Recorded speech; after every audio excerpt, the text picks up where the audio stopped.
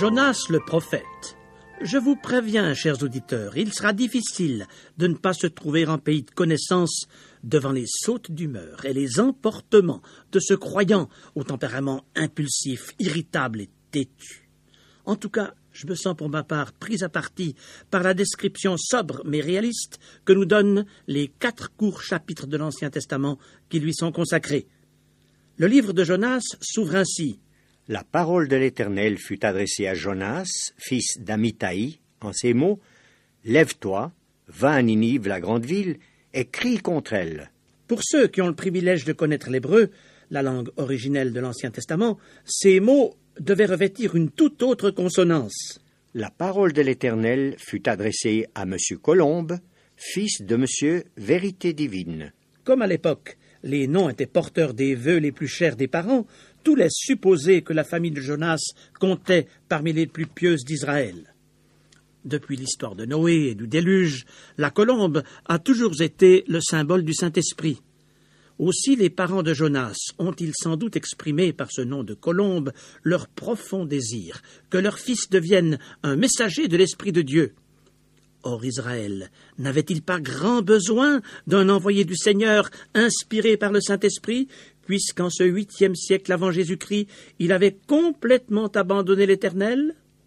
On s'en souvient peut-être, 2 siècles auparavant, un schisme avait scindé en 2 l'empire de Salomon. Le royaume d'Israël proprement dit, composé des 10 tribus du Nord, s'était détaché de celui de Juda.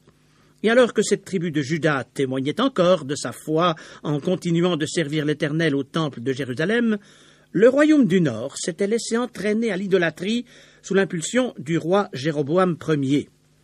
Puis les choses étaient allées de mal en pis. On se souvient de l'odieux roi Akab et de l'impie reine Jézabel, ainsi que de leurs successeurs régnant à Samarie. Après le ministère fécond des prophètes Élie et Élisée, le royaume de Samarie était retombé dans la léthargie spirituelle et dans l'oubli de Dieu.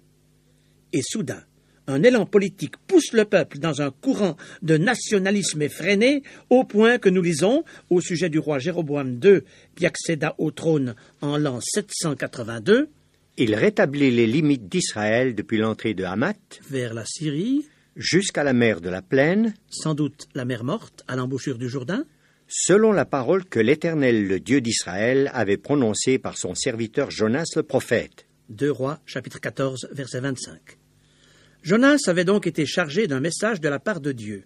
C'était l'exaucement de la prière de ses parents. Il reprenait ainsi le flambeau que le prophète Élisée avait déposé quelques 20 ans auparavant. Ces exhortations prophétiques ont appuyé l'entreprise du roi Jéroboam II qui avait mobilisé ses troupes pour récupérer la partie septentrionale du pays que les Syriens occupaient depuis des générations. On se croirait presque au XXe siècle de l'ère chrétienne, puisque c'est dans ce même territoire du Golan que les Israélites de notre époque ont aussi refoulé les Syriens. Jonas le patriote. Monsieur Colombe souhaite certainement la paix et la prospérité de son peuple. Le voici devenu soudain le prédicateur en vogue, la vedette des meetings populaires. Peut-être enflammait-il ses auditoires en engageant la nation à retrouver sa grandeur d'antan. Seulement voilà, un prophète de Dieu est plus qu'un meneur politique qui harangue les foules par les slogans que tous veulent entendre. Il est parfois appelé à dire des choses désagréables qui le rendront impopulaire. Ainsi, la parole de l'Éternel lui fut adressée une nouvelle fois, non pas pour engager le roi Jéroboam II à de nouvelles conquêtes, mais pour transmettre un avertissement à Ninive. Ninive, la capitale de l'empire des Assyriens, à ne pas confondre avec le petit royaume des Syriens. Ninive, probablement la plus grande ville de l'époque, alors que son roi était le plus puissant des dictateurs. Pour Israël, la menace représentée par les Assyriens était d'une toute autre dimension que celle représentée par les Syriens de Hamath. Non pas un petit pays satellite, mais un grand empire. Et voici que Jonas, le prophète juif, risque de devenir l'artisan d'un grave incident diplomatique entre Samarie, la capitale d'Israël, et la super métropole de l'Assyrie. Car Dieu lui a dit « Lève-toi, va à Ninive et crie contre elle, car sa méchanceté est montée jusqu'à moi. Jonas chapitre 1, verset 2. Dites-moi, si vous, chers auditeurs, étiez chargés de traverser une ville de l'envergure de Paris et de proclamer dans ses rues que la méchanceté de ses habitants dépasse les bornes, quels sentiments éprouveriez-vous?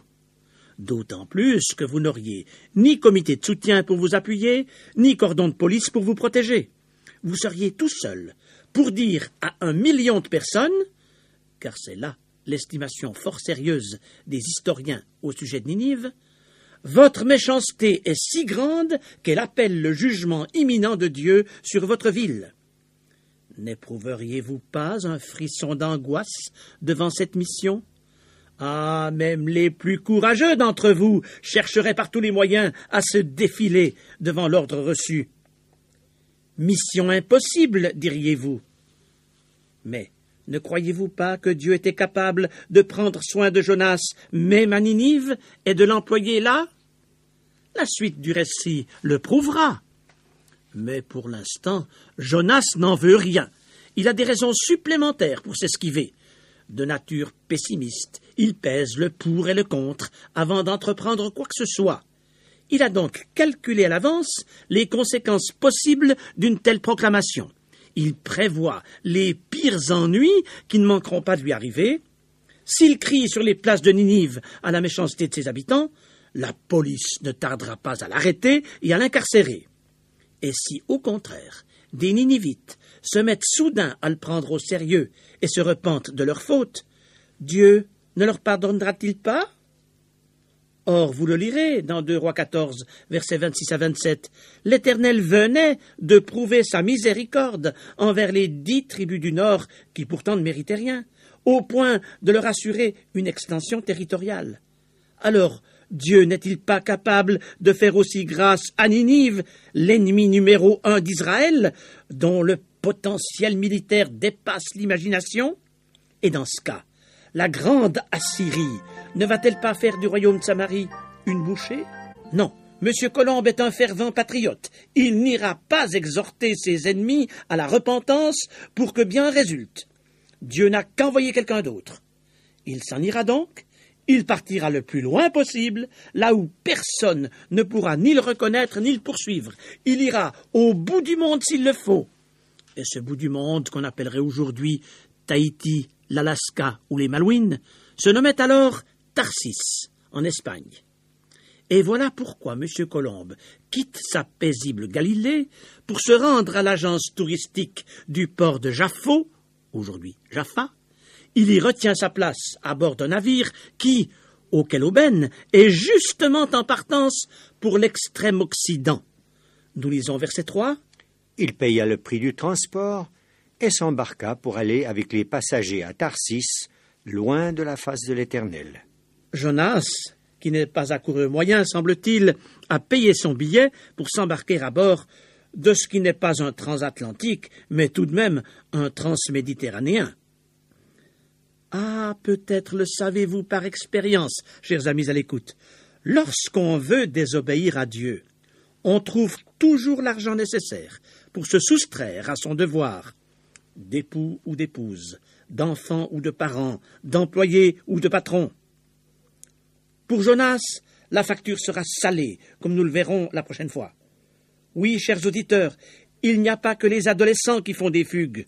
Nous aussi, nous sommes capables d'incartade au moment où Dieu nous appelle. Dieu nous a-t-il fait entendre sa voix au travers du texte sacré? Nous a-t-il souligné une situation à régler, un geste de réparation à faire, une lettre à écrire, un sacrifice à consentir, un acte de soumission à accomplir? Ah, c'est si facile de fuir quand Dieu nous parle. Peut-être que, comme Jonas, nous n'avons pas eu de peine à payer le prix du transport, ni de repérer le bateau de nos désobéissances, arrimé au quai de nos hésitations, pour qu'il nous emporte, loin de la volonté de Dieu, vers le grand large de l'insoumission et de la révolte. Qu'avez-vous fait jusqu'ici du plan de Dieu pour votre vie? Avez-vous fui les hommes ou les circonstances? Mais vous ne pouvez fuir Dieu et échapper à sa main. Le roi David s'en est rendu compte à ses dépens. Lui aussi avait cherché à fuir ses devoirs, mais il a dû constater, psaume 139, 7 à 12, « Où irai-je loin de ton esprit, et où fuirai-je loin de ta face? Si je monte aux cieux, tu es là. Si je me couche au séjour des morts, te voilà. Si je prends les ailes de l'aurore, et que j'aille habiter à l'extrémité de la mer, là aussi ta droite me saisira. Si je dis, au moins les ténèbres me couvriront, la nuit devient lumière autour de moi. Même les ténèbres ne sont pas obscures pour toi. » Alors, chers amis, ne suivez pas l'exemple de Jonas, sinon la tempête s'abattra aussi sur votre vie. Et si peut-être en cet instant vous étiez justement en train d'acheter votre billet pour Tarsis, laissez-vous arrêter net et revenez au Seigneur, sans attendre notre prochaine émission consacrée à la poursuite de ce récit. 8e siècle avant Jésus-Christ. Lorsque Dieu a voulu envoyer Jonas le prophète à Ninive, la grande ville, pour dénoncer la méchanceté de ses habitants, il s'y est refusé. Au lieu de partir vers le nord-est, il s'est tourné à l'opposé vers le sud-ouest, pour s'embarquer au port de Jaffo vers l'Espagne. À Tarsis, loin de la face de l'Éternel. Jonas 1, 3. Installé dans son bateau avec les passagers, Jonas pense vraisemblablement que tout lui a réussi. Désormais, il est tranquille, personne ne l'incommodera ou n'entravera son expédition vers Tarsis, et nul n'ira le chercher là-bas. Aussi, comme les semaines écoulées ont été riches d'événements et harassantes, Jonas n'aspire qu'à tout oublier et dormir tout son soûl. Nous lisons au verset 5. Jonas descendit au fond du navire, se coucha et s'endormit profondément.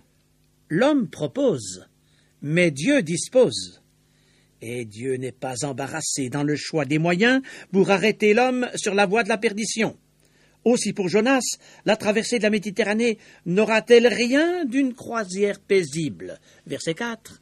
Mais l'Éternel fit souffler sur la mer un vent impétueux, et il s'éleva sur la mer une grande tempête. Le navire menaçait de faire naufrage. Les vents violents des contrariétés de toute nature s'acharneraient-ils contre l'embarcation de votre vie au point de la faire chavirer? C'est vrai que notre existence n'est pas exempte de tempêtes et même de cyclones. Et peut-être en connaissez-vous personnellement quelque chose. Mais derrière l'ouragan, sachez qu'il est un Dieu qui mesure l'épreuve et même la permet pour que vous découvriez ses voies.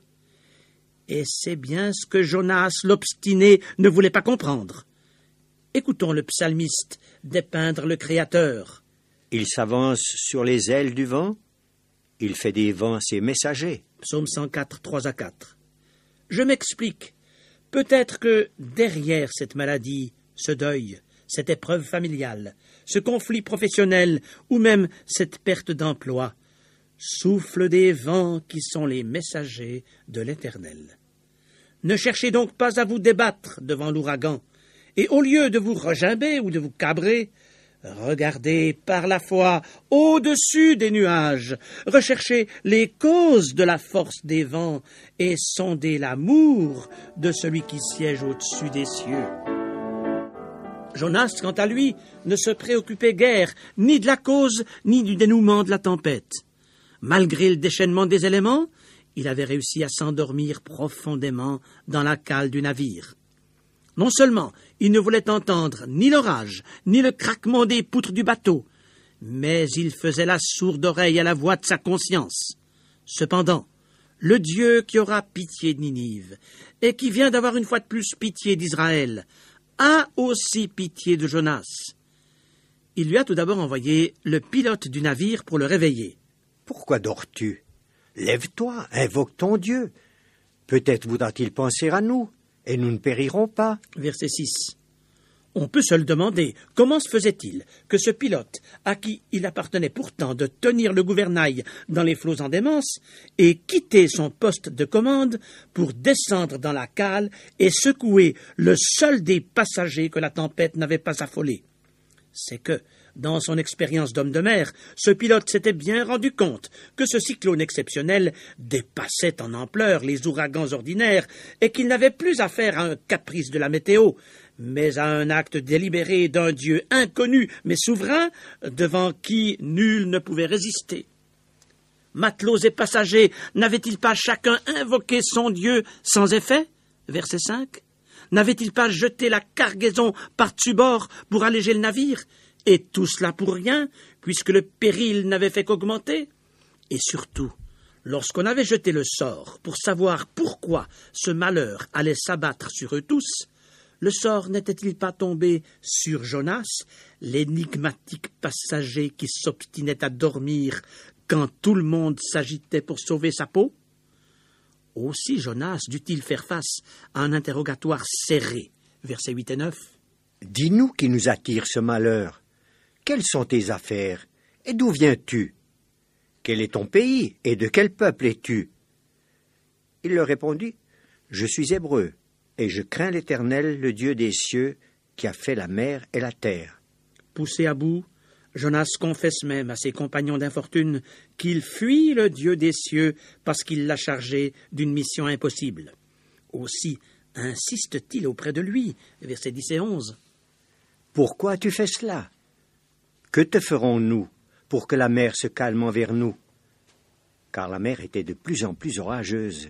Les voyez-vous, ces matelots, adorateurs de faux dieux, qui font la leçon aux disciples du vrai Dieu, reconnaissant avant lui la culpabilité de sa désobéissance? Chers amis à l'écoute, il arrive que les agnostiques de notre fin de siècle soient plus conséquents envers eux-mêmes que les croyants que nous sommes, et qu'un inconverti ait plus de savoir-vivre qu'un enfant de Dieu né de nouveau. Lorsqu'un chrétien est hors de sa place, il peut se mettre dans les pires situations, et souvent, ce sont des hommes et des femmes étrangers à la vraie foi qui doivent le remettre à l'ordre. Que de cas dans la Bible où Dieu s'est servi de païens pour ramener les croyants sur le bon chemin. Le roi d'Égypte pour Abraham, les habitants de Guérard pour Isaac, les Philistins pour David, les employés du centenier romain pour Pierre, et, dans le texte qui nous occupe, les marins phéniciens pour Jonas. Jonas, le passager anonyme, dont nul ne s'était occupé à l'embarquement, et qui est devenu le personnage le plus encombrant du navire, le problème numéro 1, dont l'énigmatique présence à bord fait même passer la tempête à l'arrière-plan. Il leur répondit, « Prenez-moi et jetez-moi dans la mer, et la mer se calmera envers vous, car je sais que c'est moi qui attire sur vous cette grande tempête. » Verset 12. Quel dilemme alors pour ces hommes honnêtes et sincères, et qui ne veulent pas devenir des criminels, d'être mis en demeure par un prophète du Dieu des cieux de le jeter à la mer. Ces hommes ramaient pour gagner la terre, mais ils ne le purent, parce que la mer s'agitait toujours plus contre eux. Verset 13. De toute leur carrière de marins, jamais ils n'avaient vu pareil ouragan et ne s'étaient sentis aussi impuissants devant les éléments déchaînés. Cette fois, ils avaient affaire non pas avec une mer impétueuse, mais avec le créateur de la mer, qui venait de susciter un typhon d'ampleur inconnue pour arracher à l'inconscience l'un de ses serviteurs. Aussi, dans un geste public pathétique de désespoir, ces vigoureux bateliers lâchèrent à nouveau leurs rames pour implorer, pour la première fois de leur vie, la miséricorde du Dieu des éléments, un Dieu qu'ils ne connaissaient pas et dont Jonas venait de leur parler. Versets 14 et 15. Alors ils invoquèrent l'Éternel et dirent, « Ô Éternel, ne nous fais pas périr à cause de la vie de cet homme, et ne nous charge pas du sang innocent. Car toi, Éternel, tu fais ce que tu veux. » Puis ils prirent Jonas et le jetèrent dans la mer, et la fureur de la mer s'apaisa. Si la tempête était de nature anormale, le calme survenu si soudainement après la tempête était encore plus surnaturel. Aussi, lisons-nous, verset 16.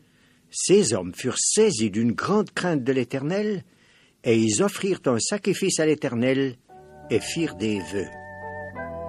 Remarquez-le, chers auditeurs, Dieu fait grâce à qui il veut, comme il se sert des circonstances les plus imprévues pour se révéler à ceux qui ne se sont jamais occupés de lui.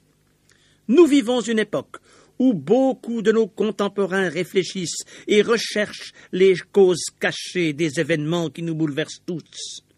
Les uns se tournent vers la méditation transcendantale et les religions hindoues, alors que d'autres font appel aux philosophies existentialistes ou aux séductions des gourous à la mode, à moins que, ce qui est infiniment plus grave, ils ne se tournent vers les astrologues et les médiums spirites. Mais seul l'Éternel, le Dieu de Jonas, a la solution pour le monde d'aujourd'hui. Les matelots du navire où se trouvait Jonas ont d'abord invoqué chacun sa divinité païenne. Mais c'est lorsqu'ils se sont tournés vers le vrai Dieu que la mer s'est calmée et que tous leurs problèmes ont été résolus. Aussi est-ce lorsque vous vous tournerez vers Jésus-Christ, chers auditeurs, que vous découvrirez l'issue à votre situation. Il n'y a de salut en aucun autre, car il n'y a sous le ciel aucun autre nom qui ait été donné parmi les hommes par lequel nous devions être sauvés. Actes des Apôtres, chapitre 4, verset 12. Dans votre tempête, reconnaissez donc que seul le Dieu des cieux peut vous apporter une solution valable, et venez au pied de la croix du Calvaire, où Jésus-Christ s'est offert en divin sacrifice à votre place, afin de vous réconcilier avec le Dieu souverain.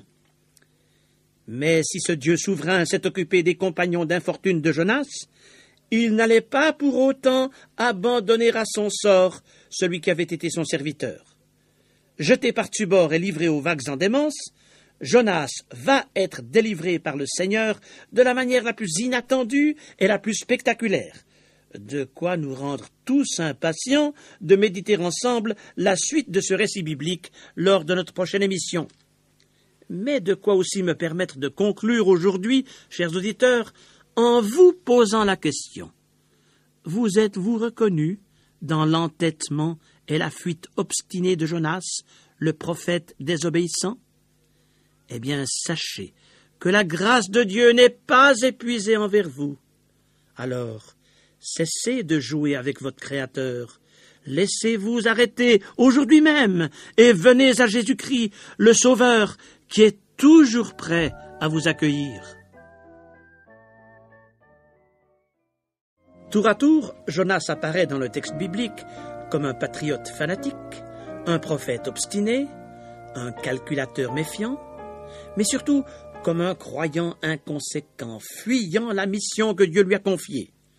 Au lieu de partir pour la ville de Ninive, à l'orient d'Israël, il s'embarque pour Tarsis, aux confins de l'Occident. Et alors que passagers et marins invoquent chacun leur Dieu face à la tempête, Jonas dort profondément dans la cale du navire, et il faut que le pilote s'arrache à son gouvernail pour aller le secouer et le reprendre sévèrement. Pensez donc, le seul qui manque à la réunion de prière collective, c'est le prophète de Dieu.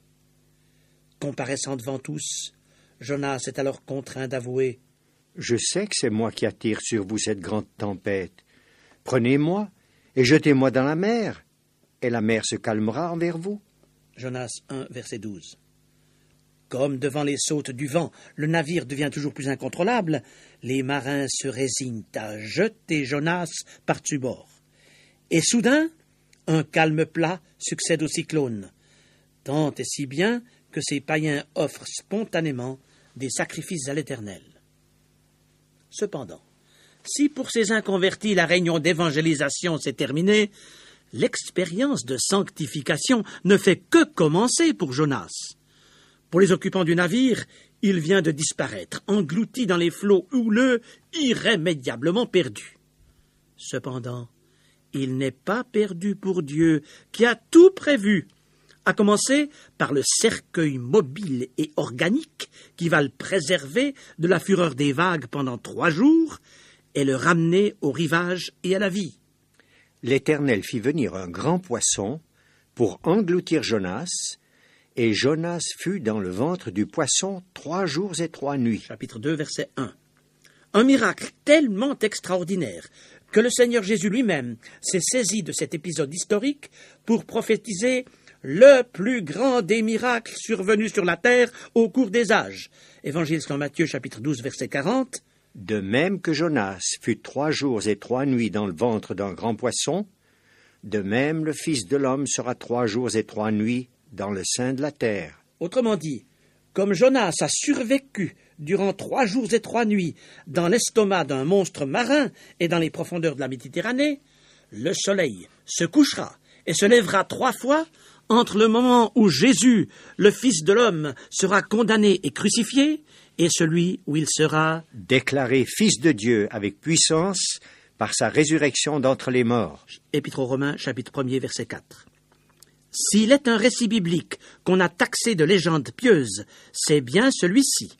Pensez donc, un homme englouti par un poisson et subsistant 72 heures dans son estomac, pour être ensuite vomi sur le rivage, ce qu'en principe les poissons ne font pas. Par ailleurs, on n'a jamais vu de baleine en Méditerranée, alors pourquoi prendre au sérieux cette histoire qui reflète l'ignorance des gens de l'époque? Oh, je le sais, en notre siècle d'érudition et pour nos cerveaux pétris de mentalité cartésienne, les miracles de la Bible sont parfois de véritables pierres d'achoppement. Cependant, en n'admettant pas les miracles et en refusant celui de Jonas en particulier, on se distance obligatoirement de Jésus-Christ, le Fils de Dieu, qui, lui, a tenu à ratifier l'authenticité de ce texte de l'Écriture. Jésus aurait fort bien pu ne pas évoquer Jonas au cours de ses 3 ans de ministère terrestre. Mais non, il l'a mentionné à diverses reprises, rappelant notamment les 3 jours et les 3 nuits que le prophète a passés dans le ventre du poisson. Alors, pourquoi n'admettriez-vous pas un texte sur lequel le Seigneur lui-même a tenu à apporter une confirmation définitive? Par ailleurs, émettre des réserves quant aux paroles du Seigneur sur Jonas, n'est-ce pas ouvrir la porte au doute quant à toutes les autres paroles qu'il a prononcées et que nous rapportent les évangiles? Alors, où cela s'arrêtera-t-il?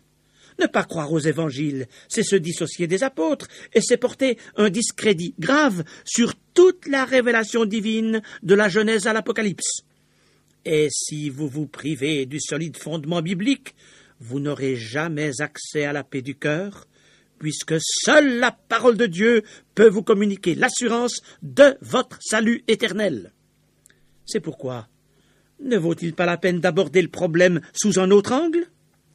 Le Créateur des cieux et de la terre, et de la faune marine aussi, ne pouvait-il pas susciter tout exprès quelque cétacé ou quelque amphibie de grande envergure pour accomplir ses plans à l'égard de Jonas, ou tout simplement amener en Méditerranée l'un de ces cachalots ou de ces requins qui habitent les profondeurs de l'Atlantique, des monstres qui sont capables d'engloutir un homme et de l'avaler en une seule bouchée? Du reste, n'a-t-on pas retiré de l'estomac de l'un d'entre eux, il y a quelques années, le cadavre d'un homme demeuré parfaitement intact? Voyez-vous, l'histoire de Jonas ne représente même pas une énigme pour les naturalistes. Alors, pourquoi le serait-elle pour vous? Chers auditeurs, c'est avant tout une question de foi entre vous et votre Créateur. S'il est le Dieu des miracles, il n'est pas limité dans ses moyens, tant en ce qui concerne Jonas qu'en ce qui concerne votre propre vie. Alors, faites-lui donc confiance et sachez que la parole divine est digne de toute votre crédibilité. Il est temps de revenir maintenant à Jonas. Sans doute s'est-il cru irrémédiablement perdu lorsqu'on l'a jeté du navire par-dessus bord. Et voilà qu'à l'horreur des vagues en démence s'ajoute celle d'être avalé par un monstre marin. Jonas s'est-il évanoui pour revenir à lui progressivement dans le ventre du poisson? Nous ne le savons. Cependant, le fait de se découvrir vivant malgré tout fera naître dans son cœur un profond languissement à l'égard du Dieu qu'il a abandonné. C'est pourquoi nous lisons, chapitre 2, verset 2. Jonas, dans le ventre du poisson, pria l'Éternel son Dieu. Drôle de cathédrale pour invoquer Dieu que l'estomac d'un grand poisson. Mes chers amis, le Seigneur entend toutes les prières, même celles qui sont prononcées dans les endroits les plus inattendus. Le roi David n'a-t-il pas composé un psaume dans une caverne? Et le prophète Daniel n'a-t-il pas prié dans sa fosse au lion? Alors, Jonas ne pouvait-il pas invoquer l'Éternel du ventre de son poisson? Comme vous pouvez prier le Seigneur de votre lit d'hôpital, de votre cellule du pénitencier, ou tout simplement du fond de votre jardin, de votre métro bondé, de votre voiture arrêtée au feu rouge, ou de votre cuisine pendant que vous attendez que le potage vienne à ébullition. Penchons-nous maintenant sur la prière de Jonas en Jeux chapitre 2. L'expérience bouleversante qu'il vient de faire a porté ses effets. Il est devenu tout petit face à la grandeur de Dieu, et toute rébellion a disparu de son cœur. Dans ma détresse, j'ai invoqué l'Éternel, et il m'a exaucé. Du sein du séjour des morts, j'ai crié, et tu as entendu ma voix.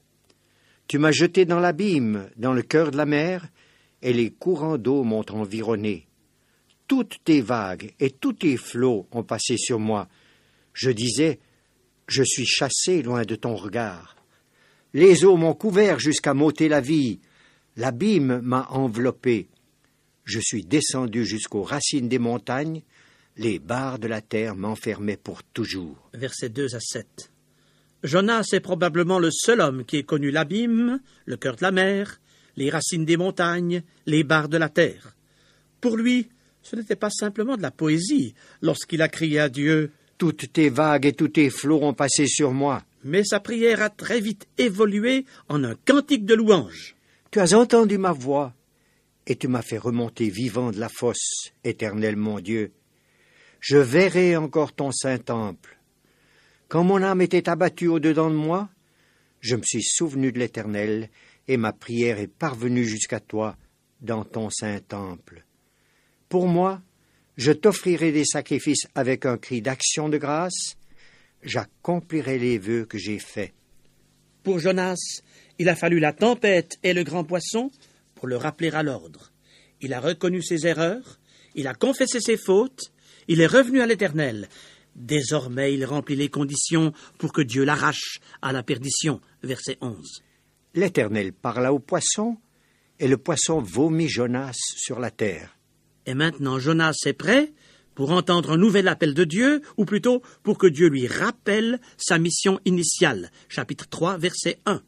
La parole de l'Éternel fut adressée à Jonas une seconde fois en ces mots, « Lève-toi, va à Ninive, la grande ville. » Nous verrons la prochaine fois comment la prédication de Jonas a fait sensation dans la super capitale du monde de l'époque. Mais pour aujourd'hui, permettez-moi de conclure, chers auditeurs, en vous posant une question. Faudrait-il que vous connaissiez la tempête, l'abîme, les racines des montagnes, pour reconnaître la voix du Seigneur et être réintroduit dans ses plans pour votre vie? N'attendez donc pas que les circonstances vous rappellent à l'ordre. Revenez à votre Seigneur, aujourd'hui, maintenant, dites-lui tout, et dans un élan d'adoration de cœur, affirmez avec Jonas, « J'accomplirai les vœux que j'ai faits. » c'est-à-dire, je retrouverai ma vocation.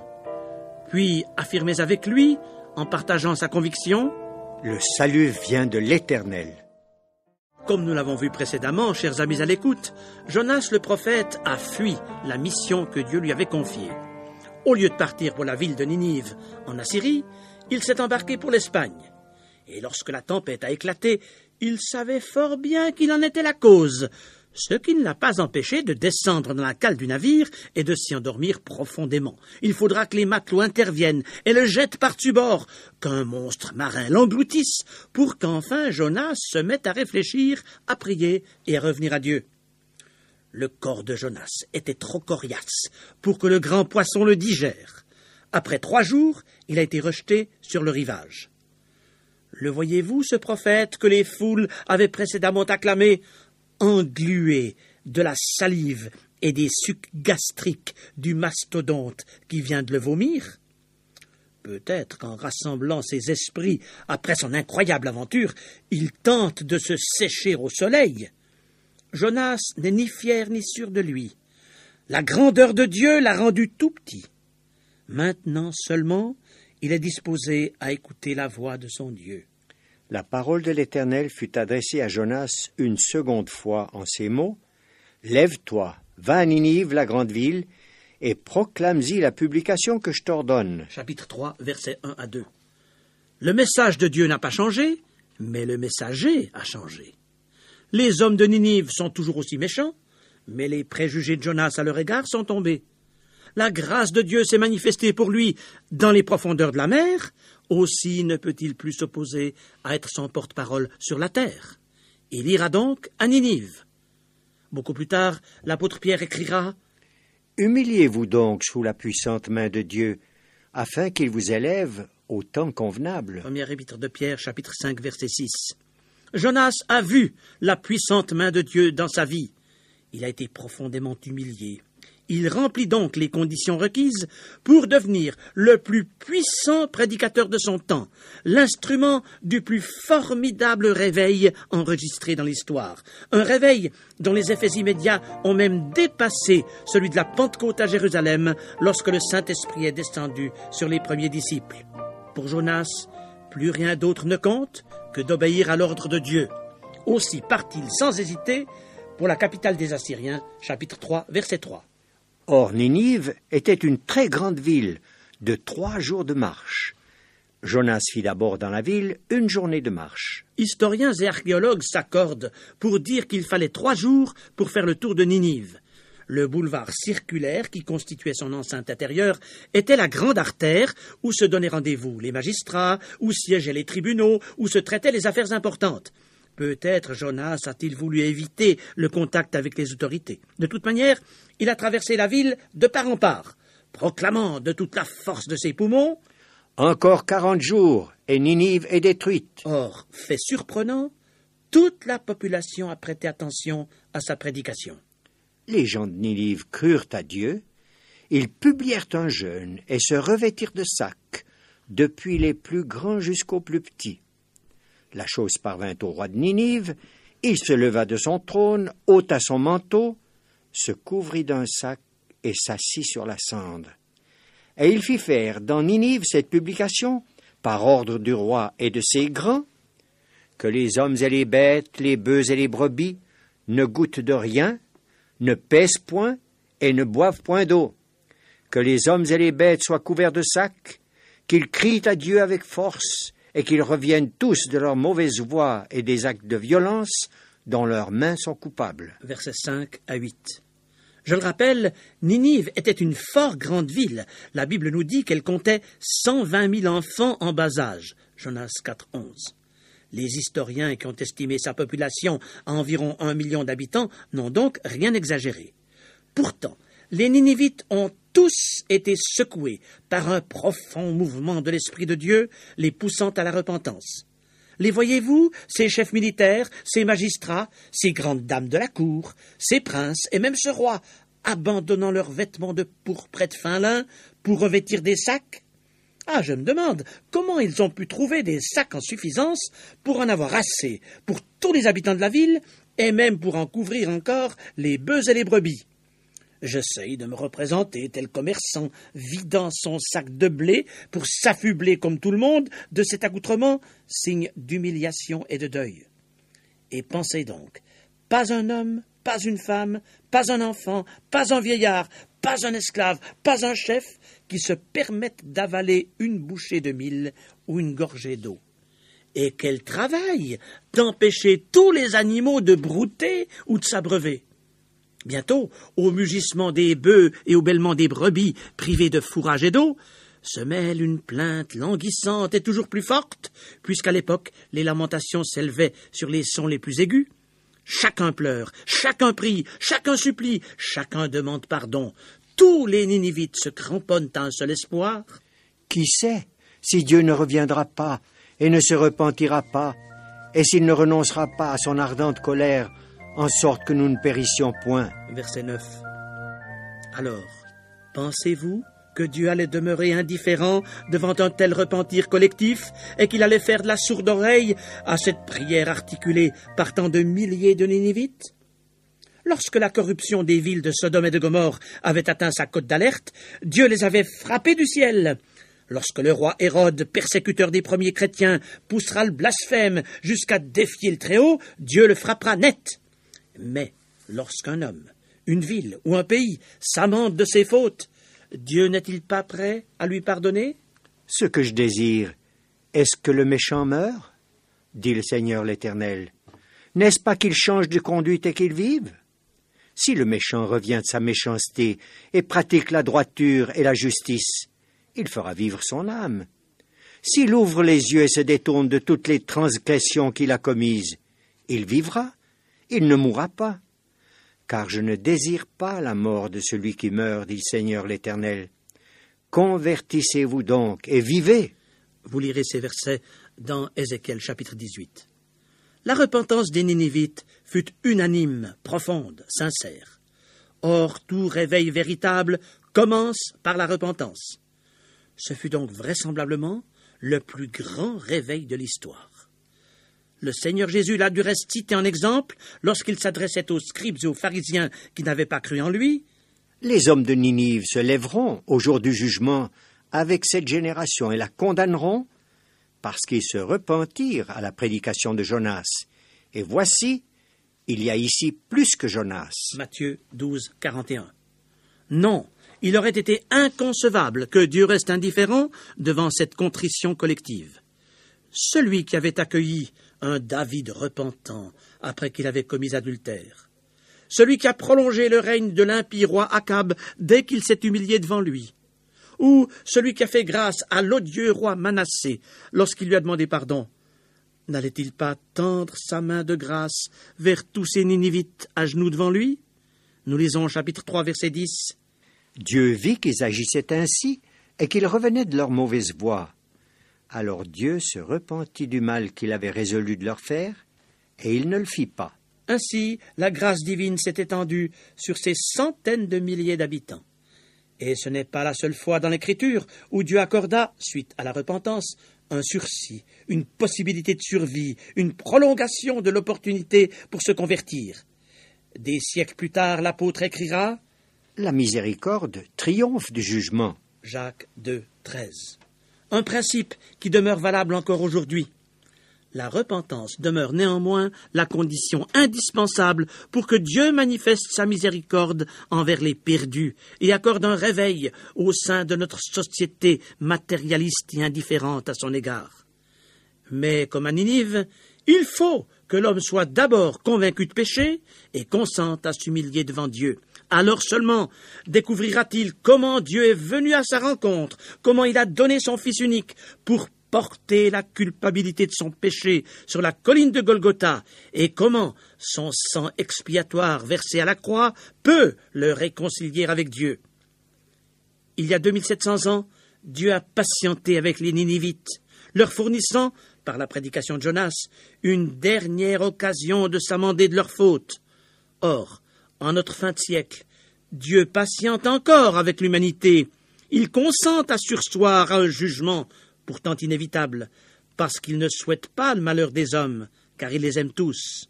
L'apôtre Pierre écrivait « Le Seigneur use de patience envers vous, ne voulant pas qu'aucun périsse, mais voulant que tous arrivent à la repentance. » Deuxième épître de Pierre, chapitre 3, verset 9. Chers amis à l'écoute de ce programme, le Seigneur Jésus patiente aussi avec vous. Il ne veut pas votre malheur, votre punition, votre perdition éternelle. Il use de grâce envers vous. Il recommence avec vous. Il vous tend la main. Il vous offre son amour. Il vous ouvre son cœur, parce qu'il a compassion de vous. Et comme il n'y a aucune possibilité de repentance et de salut après la mort, Dieu vous supplie de répondre à ses appels. Il insiste même auprès de vous, sachant bien que le lendemain ne vous appartient pas. Alors, face à l'ampleur de sa miséricorde et à l'immensité de son amour pour vous, ne voulez-vous pas reconnaître vos fautes, les confesser et les délaisser, puis vous jeter aux pieds du Dieu vivant et croire en lui, comme l'ont fait les Ninivites il y a 27 siècles, sur la parole de Jonas, le messager du ciel? Le livre de Jonas le prophète aurait pu se terminer en apothéose à la fin du chapitre 3. Pensez donc, chers auditeurs, sous l'action de l'Esprit de Dieu, tous les habitants de la ville de Ninive se repentent et invoquent ardemment le pardon de l'Éternel. Une prière que Dieu a du reste exaucée de manière remarquable. Verset 10. Dieu vit qu'ils agissaient ainsi et qu'ils revenaient de leur mauvaise voie. Alors Dieu se repentit du mal qu'il avait résolu de leur faire, et il ne le fit pas. Cependant, après le chapitre 3, il y a encore le chapitre 4, où le Saint-Esprit nous ramène à considérer la personne de Jonas. Vous connaissez tous, chers amis à l'écoute, ces livres d'aventure qui, après les récits les plus époustouflants, en arrivent en dernière page à un épilogue du style « Ils se marièrent, ils furent heureux et ils eurent beaucoup d'enfants ». Rien de cela dans la manière d'écrire de Dieu, ou plutôt dans le message qu'il communique aux écrivains sacrés. Empreinte de réalisme, la Bible ne se perd pas dans des fictions où ce qu'on souhaite prend le pas sur la réalité. Elle dépeint l'homme tel qu'il est, avec ses défauts et tout son potentiel d'égoïsme et d'égocentrisme. Ah, Jonas, le fougueux prédicateur du chapitre 3, pourquoi ne le voit-on pas, au chapitre 4, battre le fer pendant qu'il est chaud et saisir l'occasion des bonnes dispositions des Ninivites pour organiser une campagne d'évangélisation? Merveilleuse opportunité de parler de ce Dieu qui pardonne parce qu'il aime. Mais Jonas est dépassé tant par le mouvement d'humiliation collective des Ninivites que par le geste de miséricorde divine qui s'en est suivi, geste qu'il voit d'un très mauvais œil du reste. Au chapitre 3, il a obéi à Dieu. Maintenant, au chapitre 4, sa nature déchue reprend le dessus, la repentance des Ninivites l'excède et la grâce de Dieu l'agace. Cela déplut fort à Jonas, et il fut irrité. Chapitre 4, verset 1. En pardonnant à Ninive, Dieu ne prend-il pas fait et cause pour l'ennemi numéro 1 d'Israël? Pour Jonas, le patriote, il ne peut qu'en résulter le malheur pour son peuple.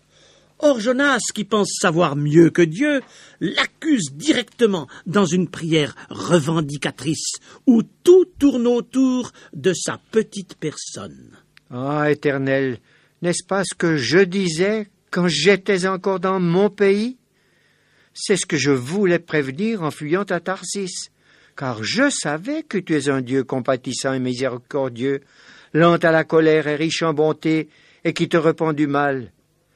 Maintenant, Éternel, prends-moi donc la vie, car la mort m'est préférable à la vie. Versets 2 à 3.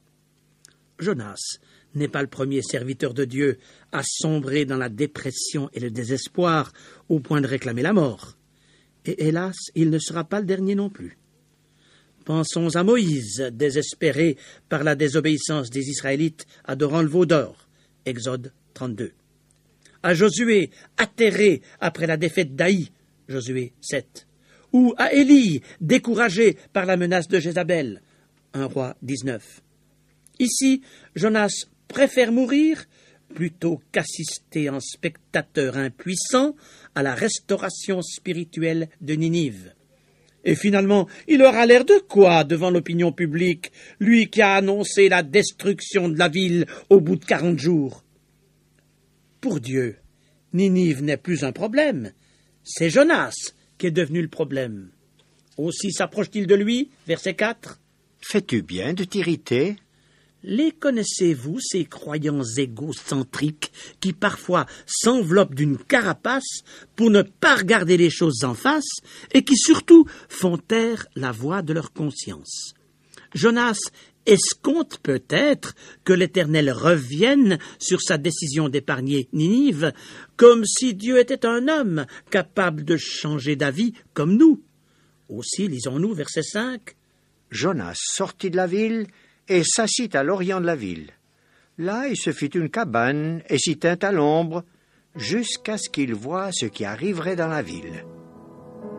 Quand un homme, une ville ou un peuple, et surtout quand un chrétien, une œuvre de Dieu ou une église renie les ordres divins, il arrive que le Seigneur s'adresse à lui ou à elle sous forme de parabole.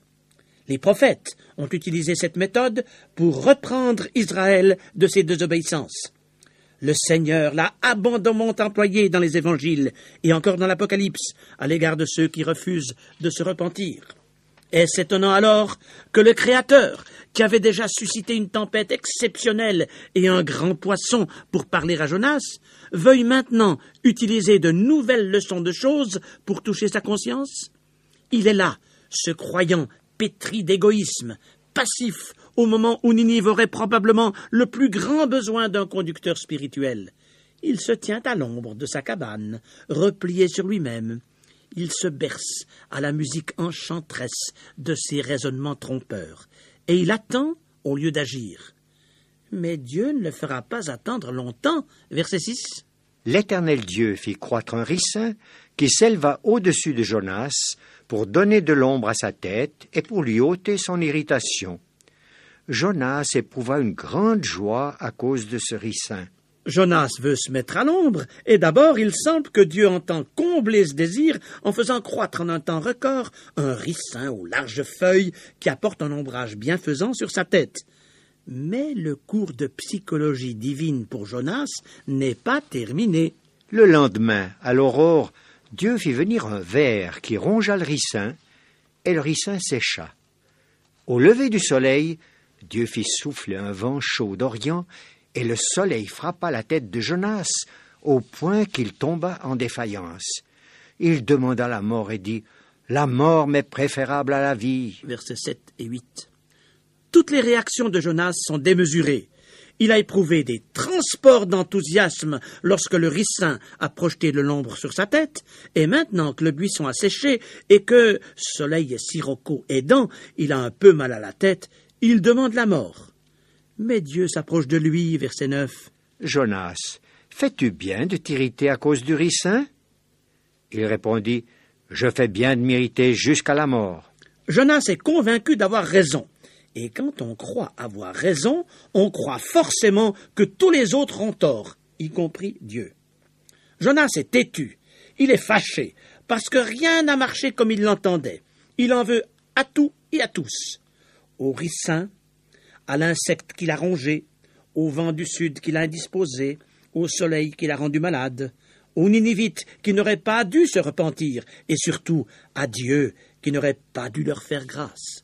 D'où sa colère persistante.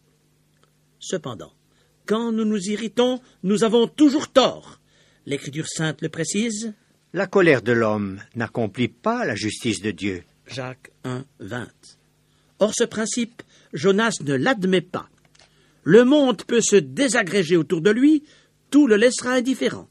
Cependant, que son petit univers s'écroule, il envoie tout promener, au point de penser, grave illusion du reste, que seule la mort peut le délivrer de ses ennuis. Au lieu d'avoir pitié des Ninivites, Jonas s'est pris lui-même en pitié.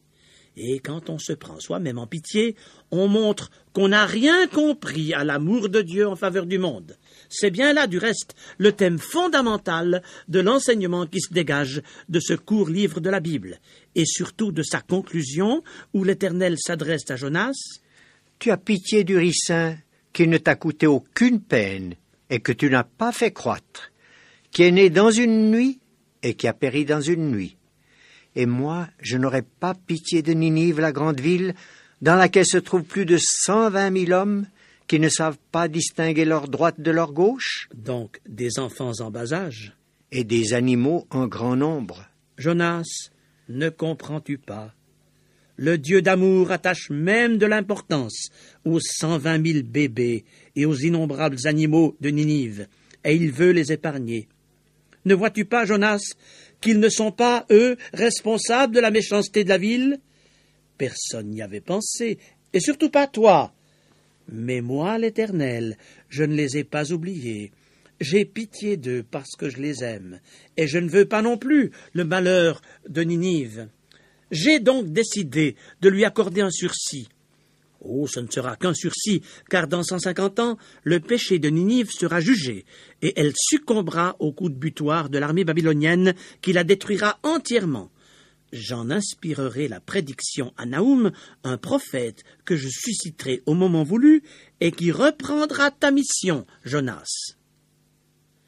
Nous ne savons pas si, en fin de compte, Jonas a reconnu le bien fondé de la manière d'agir de Dieu à l'égard de Ninive. Car c'est comme si ce récit biblique s'était terminé sur 3 points de suspension. Comme Jonas, nous voulons toujours avoir le dernier mot, mais ici, c'est à Dieu qu'il appartient. Avant l'ultime échéance, Dieu a fait briller sur Ninive un éclat de grâce. Comme aujourd'hui, le Dieu du ciel multiplie ses actes de grâce envers notre monde indifférent, avant le déclenchement des événements dramatiques annoncés par l'Apocalypse. Chers amis à l'écoute, que faites-vous des faveurs imméritées que Dieu vous propose? Comme Jonas sous son ricin, rongez-vous votre amertume et persistez-vous à vous replier sur vous-même? Il est temps que vous sortiez de la prison de votre égoïsme pour secouer la carapace de votre indifférence et consacrer votre vie, vos dons et votre énergie à faire connaître l'amour de Dieu autour de vous, car le Seigneur cherche aujourd'hui des témoins pour annoncer l'Évangile aux hommes qu'il a tant aimés, qu'il a donné son Fils unique, afin que quiconque croit en lui ne périsse point, mais qu'il ait la vie éternelle.